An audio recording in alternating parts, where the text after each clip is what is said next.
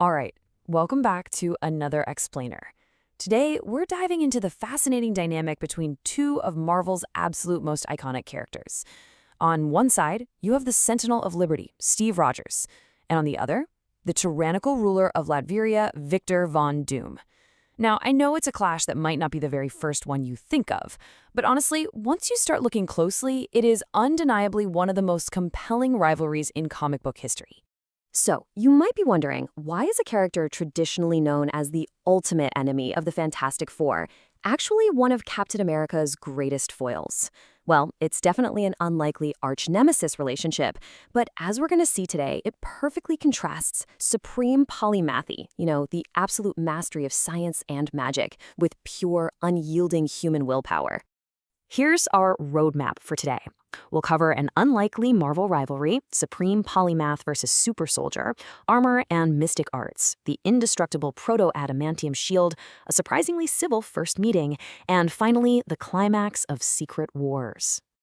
Let's kick things off with Section 1, an unlikely Marvel rivalry. Look, when we hear Doctor Doom, we instantly think of Reed Richards, right? But while Doom's main beef is definitely with Mr. Fantastic, some of the absolute best Marvel storytelling pops off when he's pitted against Steve Rogers. Comic book writer Chip Zdarsky actually compared this to how the Kingpin was originally a Spider-Man villain until Frank Miller came along and brilliantly shifted him over to Daredevil's Rogues Gallery. Doom will always be a Fantastic Four villain first, sure, but his thematic clash with Captain America, it's just incredibly potent. I mean, these are two men who literally embody their respective nations. Moving right along to Section 2, Supreme Polymath versus Super Soldier. If we step back and objectively measure their differences using Marvel's official character power grid, it is a wild tale of the tape. Doom scores a near-perfect 6 out of 7 in intelligence, energy, and durability. The guy is literally one of the greatest mortal minds in the Marvel Universe, mastering robotics, physics, and the mystic arts all at the same time. But, and this is a big but, his fighting skills sit at just a 4 out of 7. Sure, Doom is trained by Tibetan monks and is pretty handy with a sword, but he leans heavily on range, energy projection, and just overwhelming tech. Strip away that armor, and his hand-to-hand combat is a relative weak point. And wouldn't you know it, that is exactly the arena where Captain America reigns supreme as a master martial artist. And that power disparity really hits the nail on the head regarding their core ideological clash. On one side, we have Doom's supreme polymathy, his absolute mastery over external forces, science, and the mystical realm. On the flip side, we have Captain America's supreme willpower. We're talking an unquenchable love for freedom, peak human physical drive, and complete mastery over himself. It is quite literally the ultimate battle of external dominance versus internal resolve. Which brings us to Section 3, Armor and Mystic Arts. Okay, to really grasp the threat Doom poses to a guy whose main superpower is essentially just being incredibly fit, we have to talk about the tech. Doom's armor isn't just a suit, it's a terrifying walking weapon of mass destruction. It's a titanium shell permanently running a lethal electrical current, backed up by an 8-foot radius personal force field generator. He's even got a hypnotism impulsor built right into the left gauntlet to throw enemies off balance. Oh, and because Doom is just extra like that, the armor actually contains embedded fragments of the True Cross, purely to ward off vampires and magic. It's a completely overwhelming arsenal. Now for Section 4, the indestructible proto-adamantium shield. So against Doom's walking tank of an arsenal, what does Captain America have? Basically, he relies on a single, flawless defensive tool. Created by Dr. Myron McClane through this crazy accidental fusion, it's made of a unique substance often called proto-adamantium. It's a mix of Wakandan vibranium, an iron alloy, and an unknown catalyst. The result is a 30-inch, 12-pound, concave disc that absorbs a near-infinite amount of kinetic energy. That one-of-a-kind molecular structure is exactly what allows Cap to just absorb blasts from cosmic entities or heavy hitters like Thor and Hulk without being completely driven into the ground. The late great Stan Lee actually once noted that Cap is incredibly hard to write, specifically because he lacks those exotic superpowers. And he's absolutely right.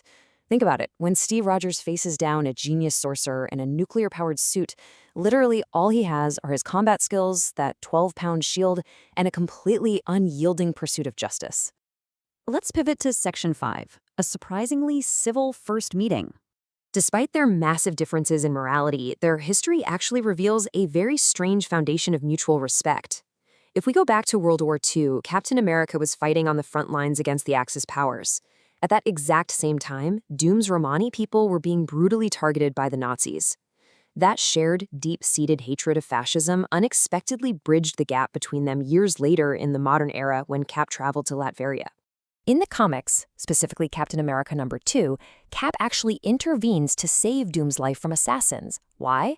Because Cap firmly believes Doom needs to face lawful justice, not just murder. Doom naturally takes Cap prisoner immediately, but here's the catch. Because of Doom's strict code of aristocratic civility, he welcomes Captain America as a visiting hero, explicitly praising him as the scourge of Adolf Hitler. Doom's mask of extreme politeness makes him even scarier for sure, but it also establishes this bizarre, respectful rapport. They both intimately understand the heavy burden of what it means to embody an entire nation. And that leads us into our final act, Section 6, the climax of Secret Wars. Everything we've been talking about today, the armor, the shield, the willpower, the weird respect, it all comes to a head in the original 1984 Secret Wars event on Battleworld. Picture this. Dr. Doom somehow manages to attain the godlike, near-omnipotent powers of a cosmic entity known as the Beyonder. With this ultimate external power, Doom easily shatters Captain America's indestructible proto-adamantium shield. But Cap? He doesn't back down. Standing against a literal god, Cap harnesses a residual cosmic wish effect released by the Beyonder. Powered entirely by Cap's sheer unbreakable willpower, he completely restores the shield. It's incredible. Doom attains ultimate external power, yet Cap matches him through absolute internal resolve. At the end of the day, what truly bridges the massive power gap between these two men is that they both possess a terrifying, almost superhuman level of willpower. I mean, Doom's durability is so legendary that he once survived a million-year cosmic exile, enduring it purely through sheer hatred and a dark mastery of the mystic arts. Cap's willpower allowed him to stand firm against a god and literally will his broken shield back into reality. They are two sides of the exact same coin. So that leaves us with a pretty massive question. As we look toward the cinematic future with Robert Downey Jr. stepping into the titanium armor, you really have to wonder, is this incredible rivalry of polymathy versus super soldier finally going to make its way to the big screen? Are we going to see the ultimate clash of ideologies between Steve Rogers and Victor Von Doom? It is definitely a question that leaves us eagerly waiting to see how these two unyielding forces of nature might eventually collide. Thank you so much for joining me for this explainer, and remember to always keep questioning the lore behind your favorite heroes and villains.